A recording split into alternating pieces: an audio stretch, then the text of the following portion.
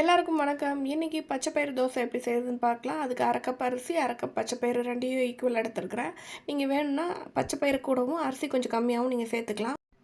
இதை நல்லா கலந்து விட்டுட்டு நீங்கள் நல்லா அரிசியை நல்லா கழுவிட்டு ஒரு 4 மணி நேரத்துலேருந்து 6 மணி நேரம் வரைக்கும் நீங்கள் நல்லா ஊற விட்டுருங்க. இல்லைன்னா நீங்கள் ஒரு நாள் நைட்டு கூட நீங்கள் ஊற வச்சுக்கலாம். ஊற வச்சுட்டு இதுக்கு அரைக்க தேவையான பொருட்கள் என்னென்னு பார்க்கலாம். நான் அது காரத்துக்கு 3 பச்சை மிளகாய் சேர்த்துருக்குறேன், ஒரு துண்டு இஞ்சி சேர்த்துருக்குறேன், அப்புறம் 1 டீஸ்பூன் அளவுக்கு சீரகம், கொஞ்சம் மல்லித்தலை, இவ்வளவும் சேர்த்து நல்லா கொரகொரன்னு அரைச்சி எடுத்துக்க போகிறேன்.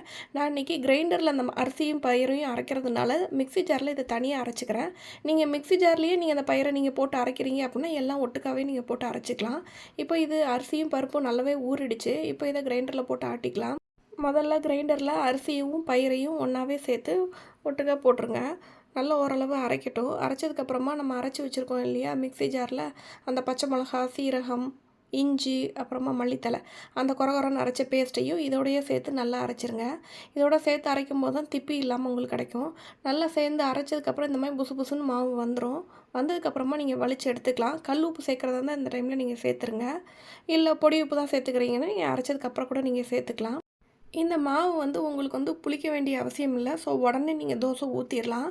நான் இப்போ உப்பு போட்டு கலக்கிட்டேன். கலக்கினதுக்கப்புறமா அடுப்பில் கல் வச்சுட்டு கல்லில் கொஞ்சமாக எண்ணெய் தேய்ச்சி விட்ருங்க. தேய்ச்சி விட்டுட்டு கொஞ்சமாக தண்ணி தெளித்து விட்ருங்க. ஏன்னா இந்த மாவு கொஞ்சம் திக்காக இருக்கும், உங்களுக்கு இழுக்கிறதுக்கு ஈஸியாக இருக்கும்.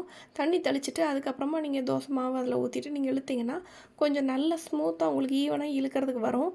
இல்லைன்னா உங்களுக்கு அது மாதிரி உருண்டுக்கிட்டே வரும் கல் ரொம்ப சூடாயிருச்சுன்னா. இந்த மாதிரி தேய்ச்சி விட்டுட்டு சுற்றிலுமா நீங்கள் எண்ணெய் விட்ருங்க.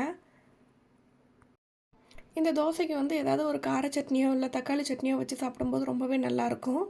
இப்போ பாருங்கள், இதை திருப்பி போட்டுடலாம். எப்படி நல்லா ப்ரௌனிஷாக வந்திருக்கு பார்த்தீங்களா? சூப்பராக இருக்குங்க இந்த தோசை. பயிறு பிள்ளைங்களுக்கு கொடுத்தா பிள்ளைங்க சுண்டல் அந்த மாதிரிலாம் கொடுக்கும்போது பிள்ளைங்க சாப்பிட மாட்டாங்க. தோசை அவங்களுக்கு பிடிச்சதுங்கிறதுனால டக்குன்னு சாப்பிட்ருவாங்க. மறக்காமல் செஞ்சு பாருங்கள். தேங்க்ஸ் ஃபார் வாட்சிங்.